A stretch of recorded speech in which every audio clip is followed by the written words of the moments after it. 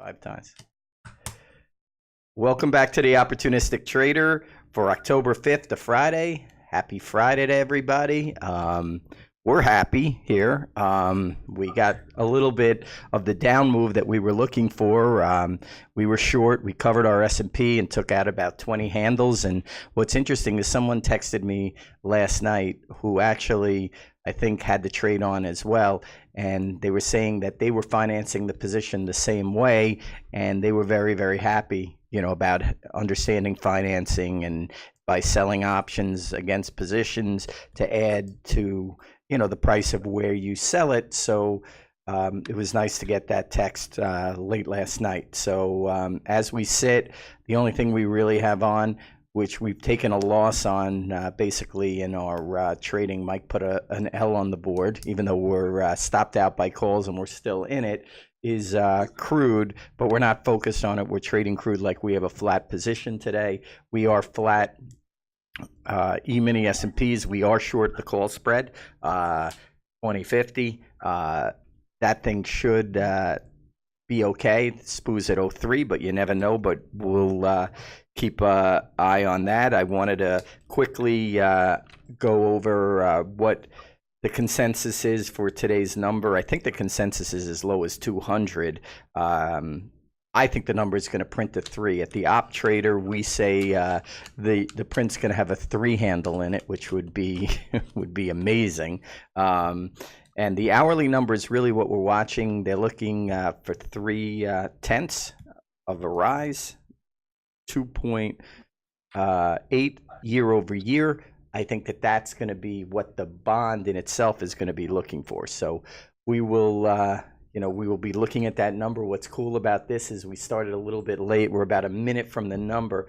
So, we should see the reaction here.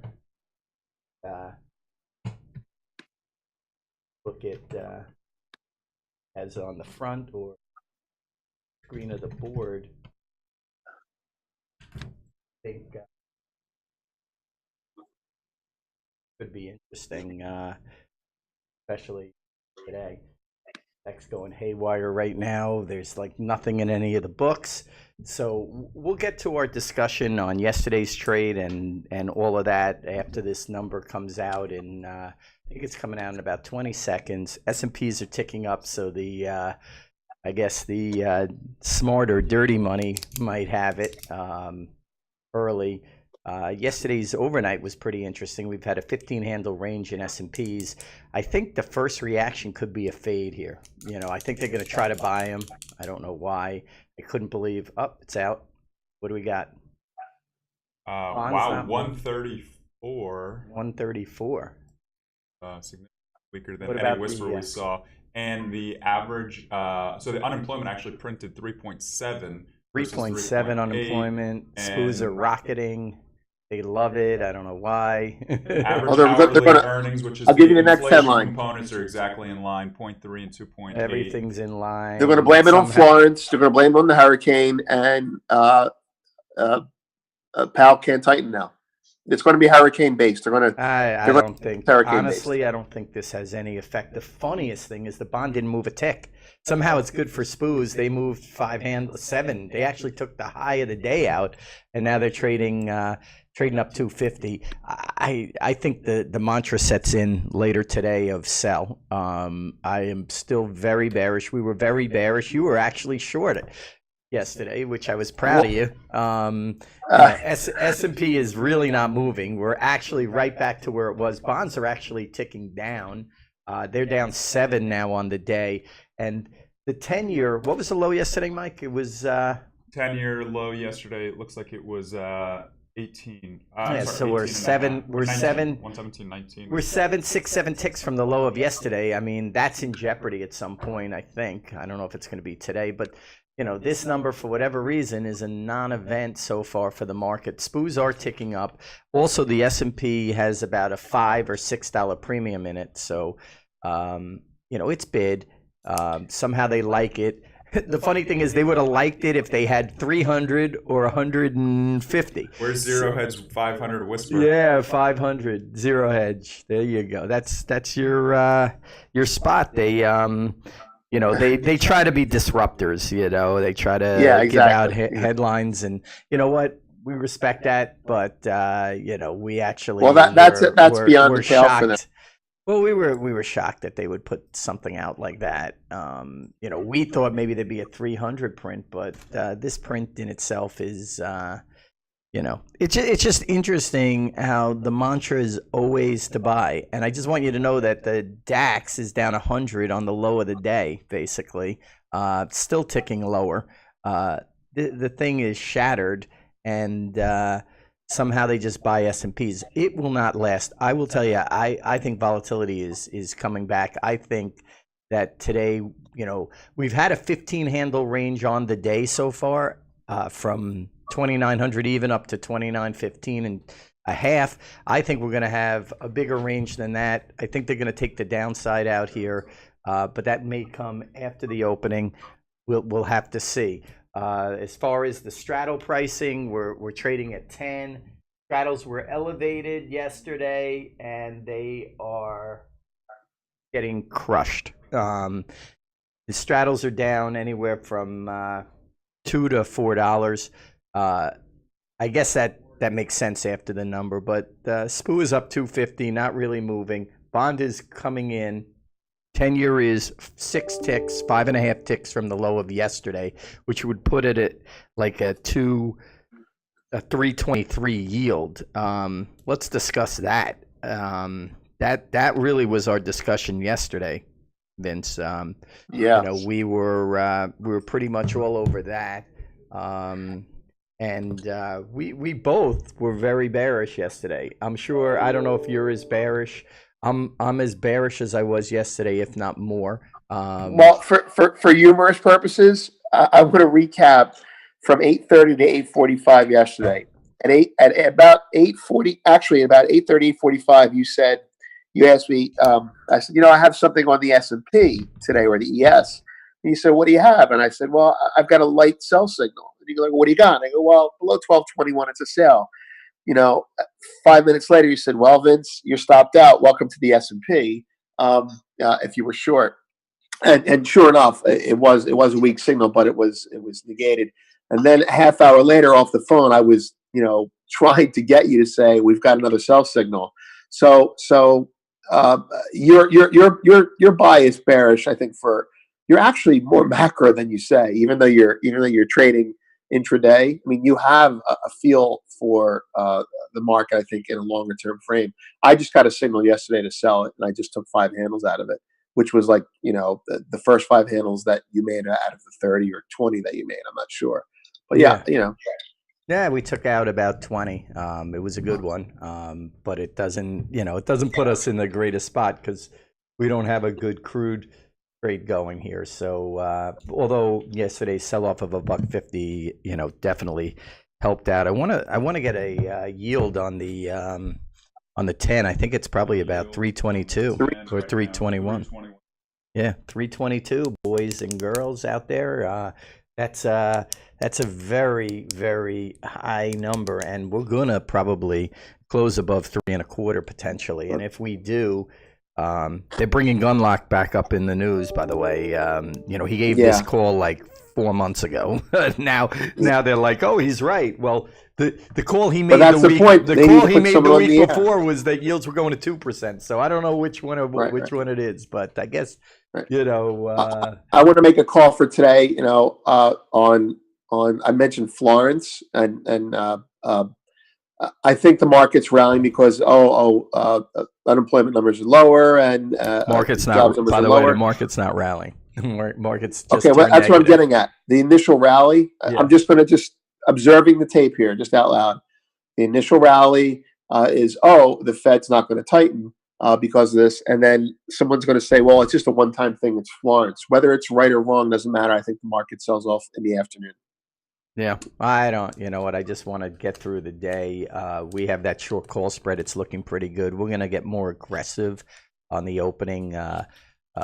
I'd like to be short S&Ps here. I am not. I'm waiting for a bounce. I should have probably put an order out up top when it took the highs, but it's kind of nerve-wracking, especially when you're seeing the number in the first minutes. It's very difficult to trade. I mean, the mantra is lower here. I mean, as we're speaking, S&Ps are coming in.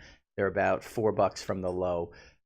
It's interesting. We've already had a 15-handle range, and we took out the high end of the range off the number, and now we're about to, as we're speaking, we're $1.75 from the low, or $2 from the low. We might take that out as well. So, although it bounced a little, but we'll keep an eye on that. But the straddle prices are in; they're not elevated. So, looking at that in itself leads me to believe that the number was the 05 straddle is down about $4. So, that's, question from a member, Lara. Yes. When you talk straddles, are you monitoring the SPY or the SPX? Both. You can equate Okay. the S&P futures straddle to the SPY, which we are going to do every day for you. But that would be the straddle at 289, the figure in SPY. So that straddle is down. If this straddle is down $4, that straddle would be down 40 cents. So it's almost the exact same thing. It is, but the prices may be off by pennies because of the actual disparity between the two strike. Between where the full strike is and where the full strike is in S&P. I just, the S&Ps look like they're going to hit some stops here. We're on the low tick, just took it out. 10 years on the low tick as well. So the 10-year moved up. We were trading at like 117.26 before the figure, traded up to 117.31 on the initial, what was seen as headline weaker figure. And now we're trading at the 10 years 117.5. Yeah, so they're going to put some pressure on that. It could accelerate at some point once it gets above 3.25. What are we, 323? Mike, where are we at? 323? Oh, that's it. 322.20. Yeah. Yeah. So we're about 322 and a half. So we'll see. The S&P bounced off a new low. It just made at 0.25 conveniently at the round number. There's I wanted to quickly talk because obviously we're moving like not like crazy, but we're moving. I'd like to talk about yesterday. Because it's very interesting, especially on the equity front.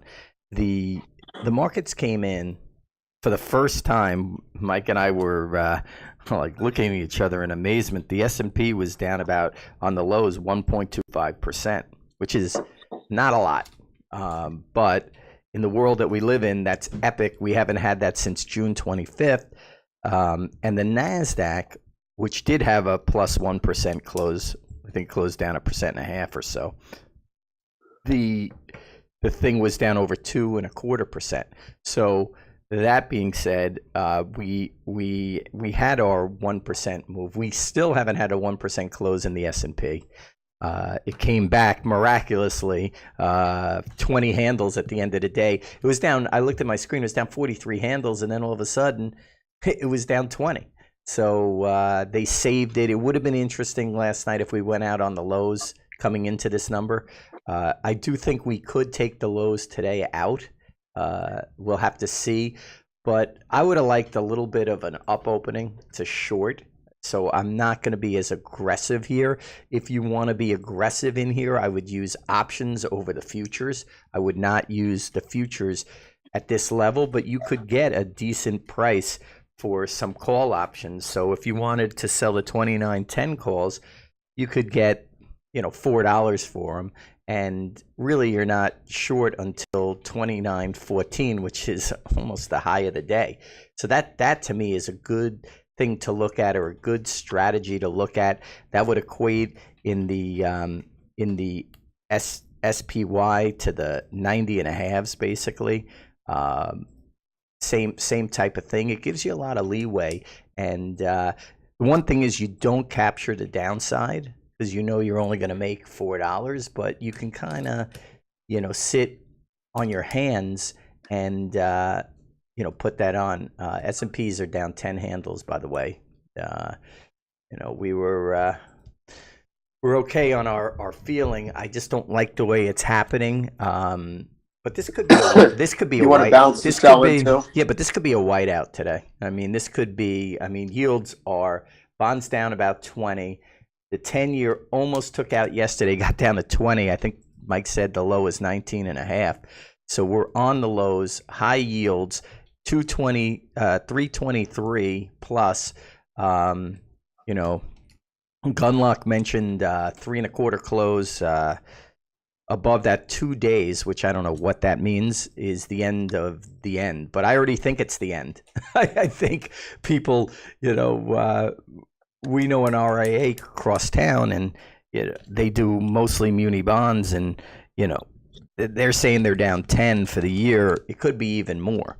People don't know. Like people are buying bonds, and the mantra on that is, Vince, they buy the bonds and they're like, okay, I'm getting 2.8%. for the next 30 years.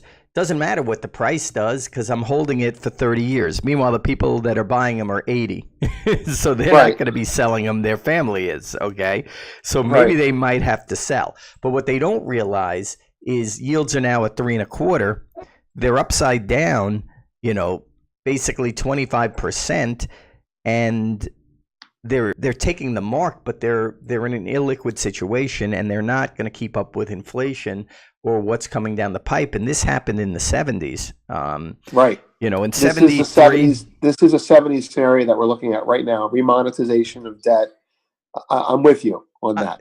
I mean, I don't know if this is, again, maybe it is a 70s thing. I don't know, but rates are very low. But rates are very low coming into the beginning of the 70s. They were at like 2 or 3 or 4% max. And then we had hyperinflation and rates when I was in college. I'm going to say how old I am, I guess. In 1980, rates were at 20%. People were buying CDs. That was a big business when I was coming out of college. A lot of people actually dropped out of college to sell CDs. That was a humongous business. CDs were 15+%. 1 year CDs and 2 and 5 year CDs.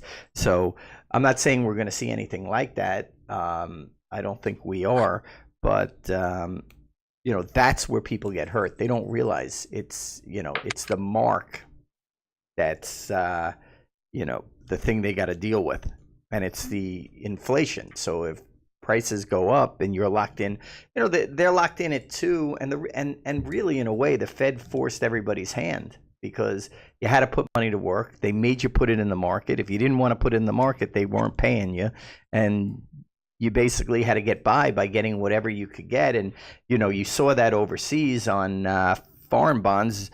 In Germany, out to almost 10 years at one point, it was negative yields across the board. I think the 10-year never went negative, or maybe it did slightly in the crisis time, but there's no interest, and now people are in it, and rates are backing up. So we'll have to see. We'll have to see today how the market holds up. I would have liked to see an up opening. Obviously, we have 45 minutes to the opening, so anything can happen. But an up opening would have been better. I think the market is a short. I think we're in the beginning phases of a correction of some sort, and I don't know how we're going to have a 5% correction. If we do, the world will be massacred. People will be calling up, freaking out. So the market is tightly wound here, but we'll see. It looks like the 10-year held that level, and for the second, and the bond is down 0.5 point. It's actually really quiet compared to yesterday. And yesterday there was some fear a little bit in the market. We were getting texts from some people like, "Oh my God, look at the S&P." I'm like, "Really? The first down day? Really?" Right. Well, I think also just taking a look at FX, the market reaction has been very small. Even dollar yen, it's in a 25 pip range. Yields themselves in a relatively tight range, and the number was disappointing. I think a lot of these fixed income people wanted to see a strong number to really endorse and continue but dollar yen right now is down 2 pips. Euro is dead flat on the day. So, not a vol mover as of right now in FX. Yeah, the FX hasn't moved. Bonds are, they've moved. They're down a half a point. And it'll be interesting. These are good levels, maybe to take a stab on the long side. But again, we're potentially coming up against that 3.25 yield. Got to watch that level. It's funny. We talked for a month about 3% on bonds on 10 years. 3% is going to be the number. What's the number? And now we're at almost 3. It literally skipped to my loo to 3.25 in a week, or a little, a little more than a week. And the market doesn't move. Like, the market is down, but not down much. But what I will say that's interesting is it's the start of a new quarter. They jammed the market up for 3 days straight. I mean, we got up to like almost the expiration high, which could be the high of the year, which we discussed, and we had that trade like golden, with the S&P print for quarterly expiration. The market is down 20 handles on the week right now, or 18 handles on the week. If it goes down another 12, it would have a 1% down week. That would be epic, but it may be the start of something. And we're seeing volatility in October futures at $15. So at least there's going to be some trading in here, because a 15 vol or in that area creates good trading. So we should have some for everybody that's trading, which is probably everyone that's listening to us. It should be good day over day trading. So that's nice. We were watching the spread. Where is the actual VIX right now? Mike, do you have it? 14.6. Okay. So showing the actual cash VIX 14.43. Okay, so 14.43 on the cash VIX, and these futures are okay. I'm looking at from a future. These futures they just ticked up again. They're 15.05, but we saw that spread wide. Like Mike and I were looking at it. We discussed it, I think, ourselves as well. That spread was almost 20%. And now that spread is almost only down to like 2 to 3%. So that being said, a lot of the vol has become pure vol. So it's actually obtained what the futures were looking for. And like, there was a day, I don't know if it was, I think it might have been yesterday or the day before, where volatility was up 30% on the day on the VIX, and the futures were only up 3%. So that was the catch up. So we saw a lot of that. But if we stay at 15 vol, it should make for good trading. The market's actually extremely tame here. As we're talking, the market's really not moving. We actually made a new low below the figure. We just bounced 5 handles quickly. We're sitting here. Our spread looks pretty good. The 20 calls are trading at $1.40, $1.35 on the bid.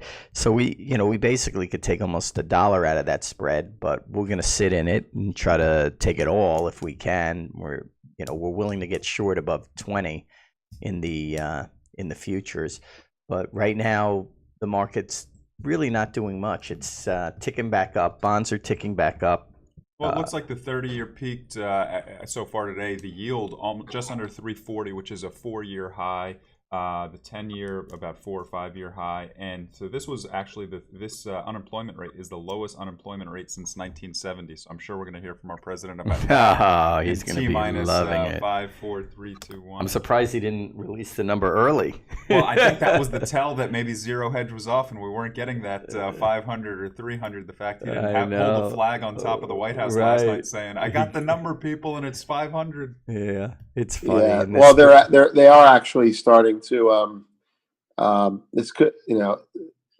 they're actually starting to say, I'm telling you, it's going to come out. The number is depressed because people are out of work because of Hurricane Florence, and that's going to be bad for the market. You're going to see that one time. You're going to see that, and the market's going to go lower because more people were out of.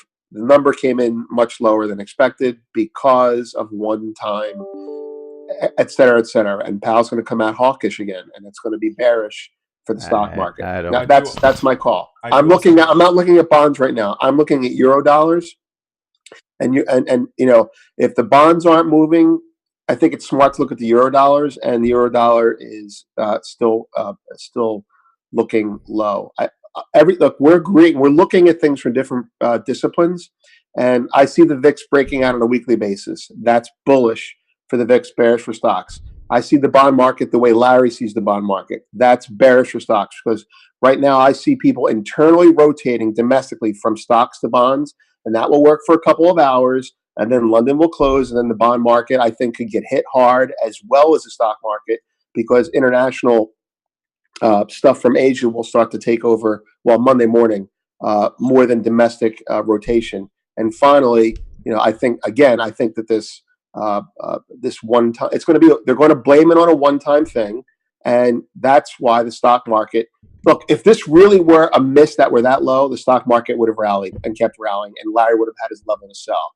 And it's already coming off because people know it's a one-time aberration. Well, it market just came back. Is done. The market. I'm telling you, if the VIX settles, I'll put this on a cake. We should have been on a 5-minute delay. We were on the low 5 minutes ago. Now we just rallied 7 handles. So okay. Now it's a swing traders market. What are you saying? The market is done. Explain that. What do you mean? Done with what? All right. Going up? Okay. All right.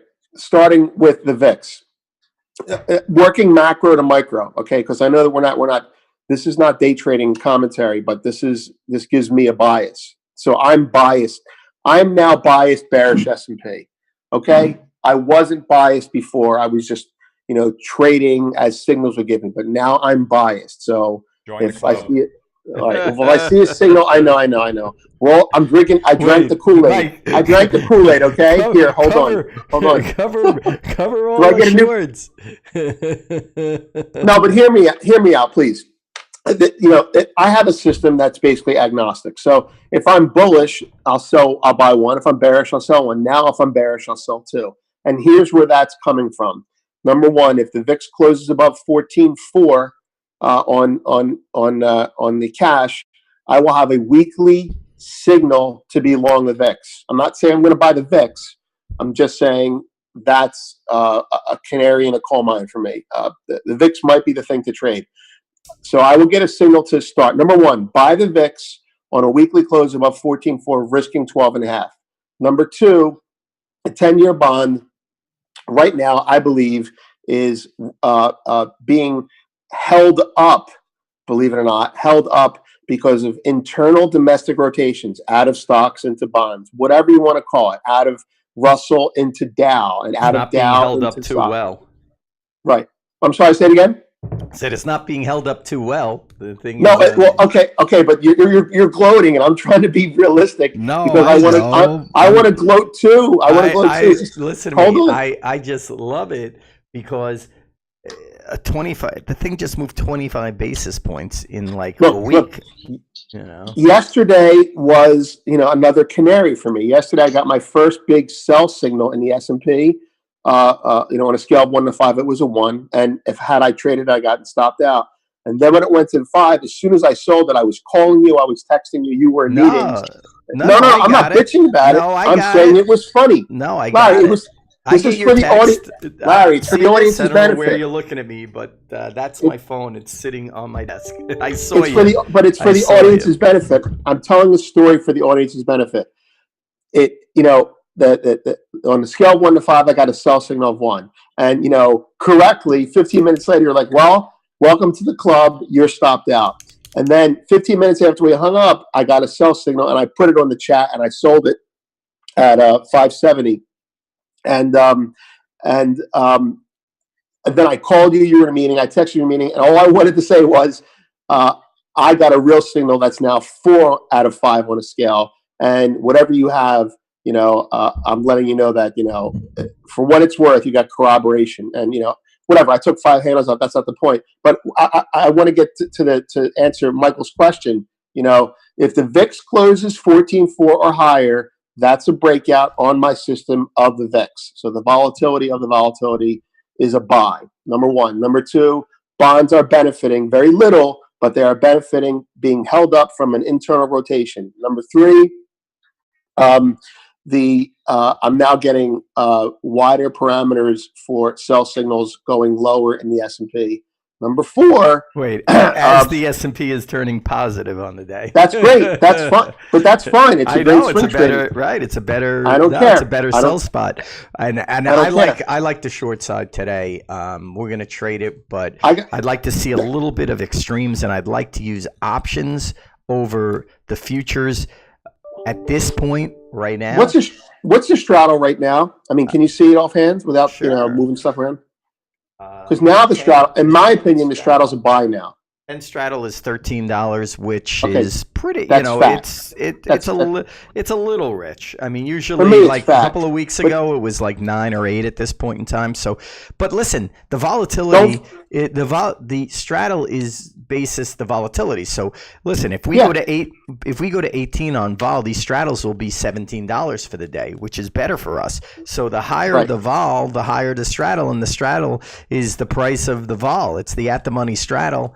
That they look at to come up with the vol pricing. I want to quickly just touch on equities yesterday. It was interesting. They had the mantra early in the morning yesterday to buy all these bank stocks. They were buying them with both hands, and literally they actually turned negative. Like Goldman was up at one point, I don't know, $3 or $4, and then I saw it was red. So those things, even into this bond move, have not been able to hold.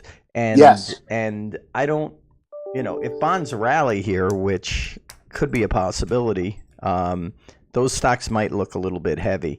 And as far as the FAANG names, Apple was down $1 a minute ago. Now it's down 11 cents. They want to buy that thing every day.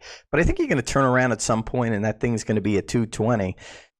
Or 222, and everyone who bought in the last bunch of months is going to be losing money, because it spiked, through all of these levels. So, keep an eye on that one. Netflix is still in the same area. Tesla, I don't know if you saw Musk's comment last night. It's actually comical. He called what he called the SEC the enforcement commission. I mean, what's wrong with this guy? Can't he just stay quiet? No, right now he's like a cancer survivor. He thinks he's totally Teflon and he can do anything. I'm telling you, I want him in a Deadpool. No offense, nothing against him. I hope he lives long, but I think he's going to start doing some skydiving without parachutes next week. He really thinks he's the man. Two things I wanted to note, just getting back, the revisions which we posted and we're actually chatting back and forth with a few people about are actually pretty supportive. So these figures are pretty supportive. Obviously, it seems like anything that's seen as negative right now is going to be tossed off to weather. But the revisions, payrolls revised up from 201 to 270, and then the prior number from 204 to 254.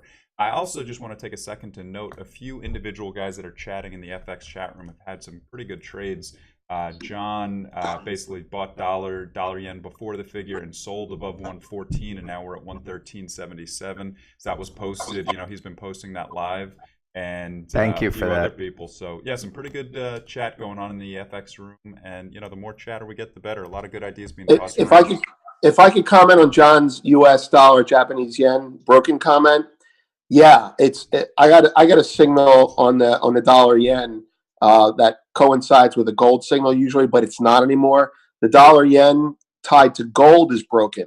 And so, in my opinion, that means the dollar yen's got its own breakaway problems, meaning from the euro or from what have you.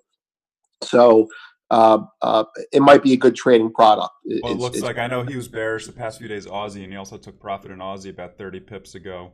But Vince, let's talk specifically about gold here. Gold has been, right now we're 1208.10, which, you wrote last weekend about being bullish gold for a number of different reasons.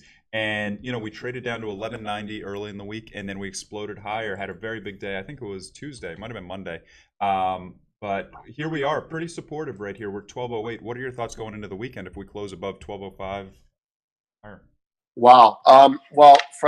From the macro, which was the bullish comment was macro, that when we're trading in the 1290s or at 1190s, I said in my own way, everybody is bullish gold, and here's why they're right. You should buy it, and it's mechanical. And the trade was start putting on a core position between here and 1188, and below 1188, decide if you want to buy more. But it's a 2 to 12 month hold with 1296 being your first target. So there's your macro. That's over and done with. This week, I think, was fascinating because China was closed. And I'm getting to your comment about going forward because this is important. This week, Golden Week, just a coincidence on the name, China was officially on a holiday. And people will say, oh, you should buy gold when China's on holiday because, you're buying it, whatever. Gold, people come up with their own narrative to make stories about gold because of the Chinese National Day, which lasts a week. Here's the deal. The PBOC has been officially inactive this week, and gold has rallied. In the past, it's been a mixed bag, but gold would sell off during the holiday because the Chinese bids aren't there. So why is gold rallying when China's off? Is there any correlation there at all? And I say this because it's important for FX traders, and I think what's going on in our stock market today. Gold is nothing in the big picture, but I think gold is the tell for what's going on right now, or at least in the sense that it has rallied, number one. Number two, the yuan is what is tied to gold. I think we come out next week. I think there's a risk. I mean, I'm bullish from 1188. Okay, I'm bullish. But I think next week there's a very good chance, little conspiratorially speaking here, there's a very good chance that when China comes back online, gold sells off because of the yuan price. I think when they come back on, they're going to be debasing the yuan for tariff reasons. And if the stock market, and I think all the stock markets are, to some extent in the background, as well as the FX pairs, getting ready for China to come back online. So my thoughts are, if you bought it between 1288 and 1188 and 1200, you stay long. But below 1187, if you're trading it, be careful. New lows are very potential. In the meantime, long and buying dips is the way to go. Can I just I know that you are like the gold guru, but here's my question or my thought on gold. Like, if you weren't short gold, okay, from 1350 down to here, okay, that was the trade. That was the trade. That wasn't even really, it was a big move, but on a percentage basis versus some other stuff, it wasn't that big. But that's the move. Right now, we've been between the low, the opportunistic trader low that Thursday night or Wednesday night in Japan, and basically lower, teens. I don't know if we made it up to 20, but there's really, it's holding nothing. In. There's really been nothing. It's been back and forth. And I don't see much, and the levels you're trading are really good because really we're trading inside of these levels. But I do see the trade, away. And when crude oil is moving 4 or 5% a day, it's just such a better trade. As far as a trade. Intraday trading. I am not encouraging people to day trade gold. How's that? Only because you get one bite at the apple, if you get that bite at the apple, and if you don't time it perfectly, you're going to not be forgiven and have another chance to make your money back. But it hasn't been a bad day. Listen, you just have to know the one critical thing, and it's important for everybody to know, and it's unforgiving. It could be unforgiving. I think it's kind of forgiving in here at this point. It was unforgiving down from 1350, but what I always teach or showed everyone that worked with me was sizing of positions. So now you kind of know gold is only going to move. Like, it had that one outside day. I was looking at it. It was up $19. But other than that, it's moving less than $10. So if you size accordingly, you're going to capture that move. You could capture a $3 move. Now, a $3 move on triple your size or double your size, okay, is a $9 move or an $8 move. And that's agreed. That's you size up for smaller range because it's not as volatile as the product. Right. The problem to interrupt is when people start to really look at gold as a safe haven, because it's not, like during Brexit, you start getting people tripling up their size thinking they can exit when they can, and that's what kills gold. So yeah, it's good for day trading if you can throw more volume into your trades. But God forbid if it gaps one way or the other, kind of like bonds used to do. That's Well, I think the hazard. no, for sure. And that brings me to something that we used to talk about 2 months ago, and we're not really talking about, but Bitcoin. I'm watching Bitcoin because I just have it on my screen. Right. The thing hasn't moved 100 points in the longest time. It's literally sitting Now at we got pot stocks that 6,500. move. Right, so they're the millennials are in the pot stocks, but Potcoin. but We got to talk about your son's trading account. That's the tell on what people are looking at oh these yeah, days. my son who's in 11th grade, he'd probably kill me if I was talking about him, but he came to me and he goes, he's in an investment class in school in 11th grade, and his account is in the top like 15 in the country. We should probably hire him, take him out of high school and bring him in. But there you go. he's long all of these cannabis stocks. I told him, I said, you're going to live and die with the sword, but he seems to be okay with it. Looking at the market, the S&P just turned positive again.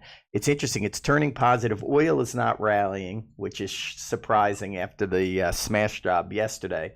And bonds have firmed a little. They're still down 10 ticks, but the market just went from down 10 handles on the day to green again. It'll be the third or fourth time today it's done this. So it's been a really good trading market, and I'm glad. I want to interject one thing that I Yes. think is to be in the back of everyone's mind. It's for the S&P and for oil. It's Friday. So Friday follies, or whatever profanity you want to use to describe it, the last couple hours of the day could be a reversal, whatever has happened.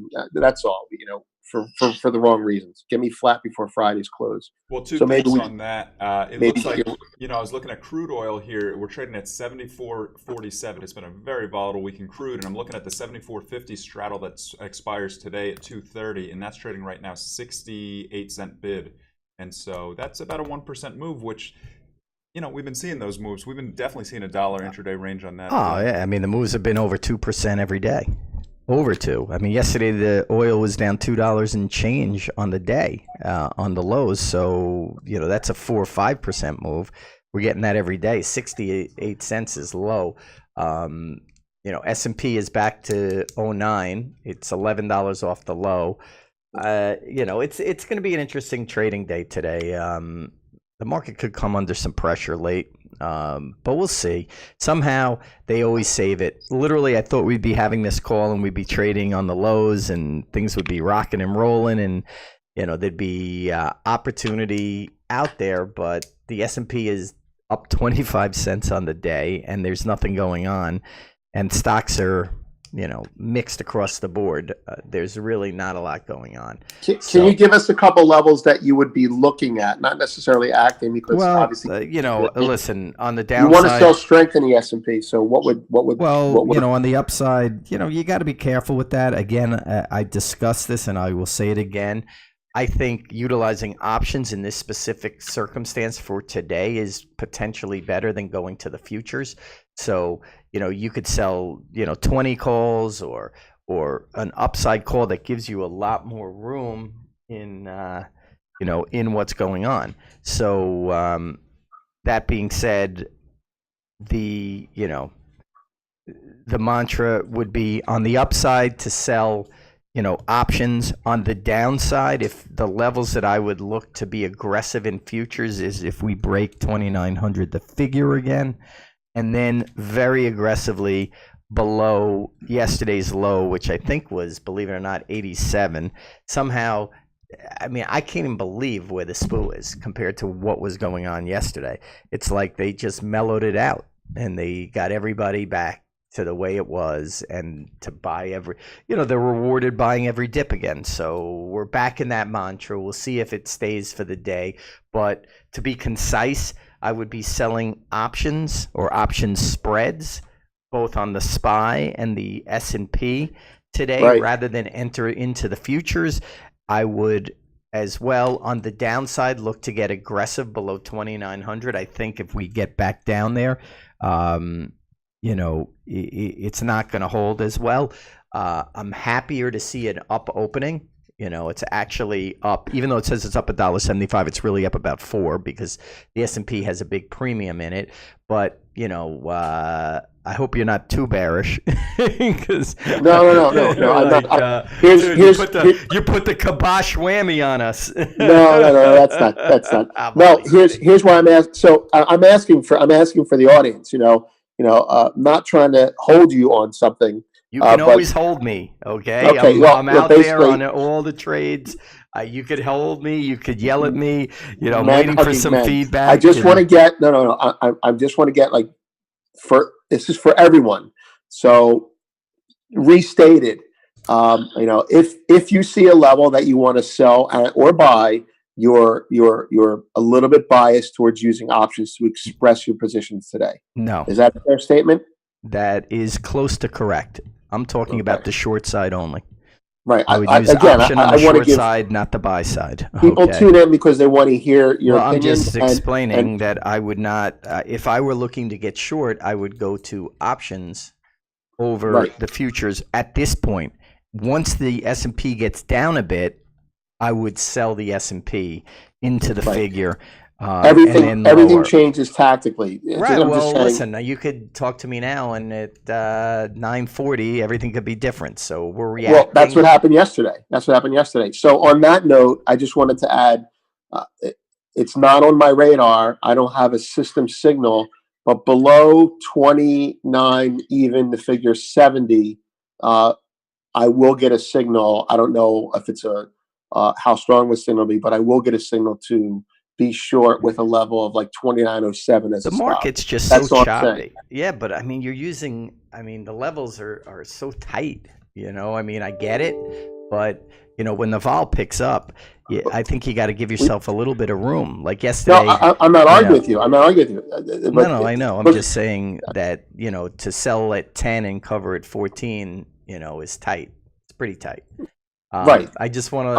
I just want to point out the S&P is trading back towards the high of the day, trading above 29.10.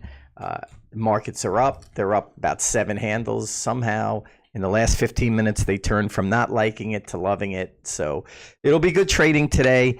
The straddles are priced a little bit higher. We got about $13, $13.5. So we will whip around here. I'm surprised the market came back up. I'm actually happy. We will sell more call spreads. Basically wait for the opening and then look to add to these short call spreads. And that's sort of the mantra for today's action. I don't see a lot in stocks. Everything is Amazon flipped around $8, but it's a non-event, and Apple flipped around 50-70 cents. But overall, the one that looks interesting is Tesla. If Tesla gets below 260, which it could easily, I don't know what the next stop is, but it's not higher. And I don't know how long this guy's going to last. First of all, my question was, why did the SEC settle with him so quickly? And first question, and I think people are suing the SEC for settling. Why'd they settle so quickly, and why didn't they go after him, and why did they only take $20 million? Because the government has too big of a stake in it. They finance this whole operation. Yeah, probably. It's like shorting NASA because Werner Braun's a Nazi. You can't do that. That's the point. The government had to settle with him because it's corrupt. That's why. What's interesting is oil didn't catch a bid. Okay, oil is actually ticking on the lows of the day. S&P just came in 2, but in general, the correlations are kind of messed up this morning. I'm not saying to trade it. Keep an eye on Brent. Brent's down $1.20 today. So the Brent TI spread is coming in with Brent leading the way. I'm not saying that's a trade to do either way in crude, but keep an eye on that relationship. Let me ask you this. Aside from our $1 bet, because I think Brent's catching up. Well, I don't know that. I still think the spread. Where's the spread? It's got to be close to $10. I think it's catch up, but it should have been higher after this rally. I think it's playing catch up to yesterday's close. It's right on 10 right now. Right. So I don't think it moved. I think it's just the settlement from the day before. No, because it I agree. settles. I don't disagree. But I'm just saying, it's Right, but if I'm you're saying looking when at you're that as looking a down fair, the $1.40, fair value is 10 in the spread, is what I'm saying, and so it has caught up. And I think that's a high level in the spread. I haven't seen the spread much above 10 or 10 and a half at any point. I mean, we've come up in the last week and a half from like 9 or 850. And then when Bryn was looking at this thing, it was even tighter than that. So, I mean, this spread's been widening. I don't know what it means. I don't know if that's a bullish sign for crude or no, a bearish sign it just for crude. widens as the market rallies. Brent is more volatile than WTI in that sense, and it will come in as the market sells off. Aside from whatever macro opinion a person has, it's kind of like if gold rallies 1%, Right, but silver will rally 2%. but if you look at this spread, the spread's been flat at points, and this spread has been, it used to trade inverted. I know. So I don't know. I think it's just a supply thing. And Well, I think that Brent is the better trader for these guys because it's much more liquid and they can maneuver that thing like size. So I think a lot of traders are in there and they're trying to maneuver these markets. But again, that's not my expertise in any Right. sense, is doing that spread. Definitely or ask looking Brent at that. about it. Definitely ask Brent about it. But the two things that come to mind that are you see in headlines, whether you believe them or not, is up to you.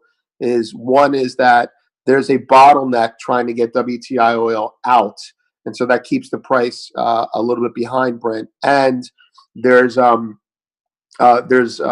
that demand is being filled by Brent oil geographically because it's closer to the Far East.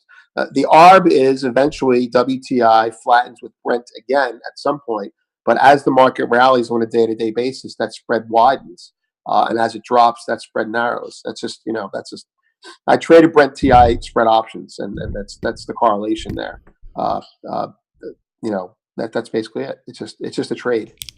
I wanted to go over the schedule real quick. So at 10 o'clock today, we're going to have Alan Hill discussing the FX markets, taking a look back at the week that was, and also taking a look at next week, the key events, key catalysts.